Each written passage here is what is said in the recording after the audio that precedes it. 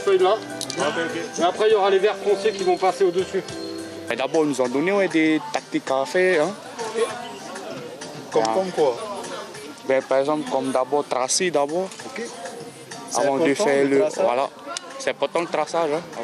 Oh non, il faut peindre, mais on nous a appris d'abord, hein, avant d'être dessus. Hein. Ouais. On a fait d'abord des petits machins, hein, avant d'être dessus. Il y a une manière. Hein. C'est pas à la pâte à mal seulement. Hein. Voilà, je suis en train d'apprendre la façon d'utiliser une bombe et de faire des traits plus droits. On utilise un bois pour faire les motifs. Bon, après, les motifs, ils ont un sens. Hein. Si tu regardes bien, tous ces motifs-là, ça signifie la famille et tout. Hein. Voilà. On a défini une idée tous ensemble. On a commencé à dessiner hier tous ensemble. Et puis, du coup, on s'est mis d'accord sur un fond végétal et on va écrire un mot qui signifie respect en tahitien pour voilà, signifier un peu des valeurs républicaines et par rapport au quartier populaire où il y a des rivalités, etc. Le côté respect, je trouvais que ça, enfin on trouvait tous que ça correspondait bien, que c'était sympa pour le projet. Voilà, avec nous justement l'initiatrice du Festival ONU en Polynésie, Sarah Ropigna. Merci d'être avec nous ce soir.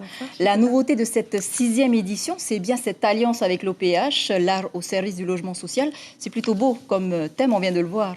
Oui, tout à fait. D'ailleurs, je tiens à les remercier parce que je ne suis pas sûre qu'il y aurait eu une 6e édition si le partenariat avec l'OPH ne s'était pas présenté. C'est vraiment une opération qu'on a créée pour eux dans le cadre de leur année anniversaire parce qu'ils fêtent leurs 40 ans cette année. Et c'est pourquoi toutes les fresques qui ont été réalisées jusqu'à présent, on avait commencé au mois de mars avec la résidence par état, puis le diadème en juillet. Et le Festival ONU, c'est un peu le point d'orgue de cette année qui a permis de réaliser déjà 2 fresques sur des logements sociaux. Et on continuera avec, en 10 jours, 7 nouvelles fresques qui vont apparaître sur des résidences sociales avec l'OPH. Alors, qu'est-ce qui vous a donné un petit peu cette idée de collaborer avec l'OPH, de faire participer la population ?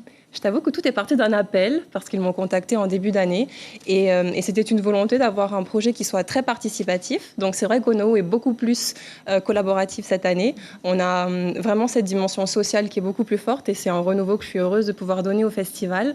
Et on a vraiment pris compte des remontées des habitants parce qu'ils ont été, par exemple pour ce projet de fresques collaboratives, sélectionnés par les responsables des associations, également sur les thématiques du lien social, de la solidarité. C'était vraiment une demande qui émergeait des quartiers.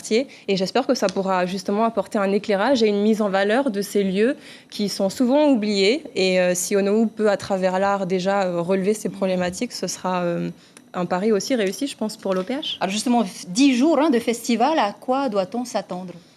À des choses magnifiques, comme chaque année.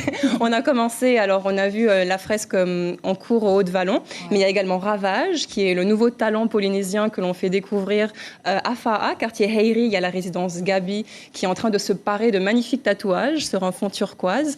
Et dès demain, nous accueillons les premiers internationaux, parce que tu sais, ONU, c'est un mix de Polynésiens et d'internationaux, dont 2 nouvelles pointures internationales qui ont un univers très poétique, également du photoréalisme. On aura des portraits des habitants qui seront réalisés en temps réel. Donc 5 nouvelles pointures internationales qui viendront égayer ces résidences sociales.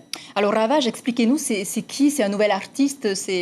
En fait, il est tatoueur de profession, il a un tattoo shop, il est inspiré par la culture polynésienne et notamment par la signification des tatouages. C'est ce qu'il a voulu montrer sur ce mur résidence Gabi.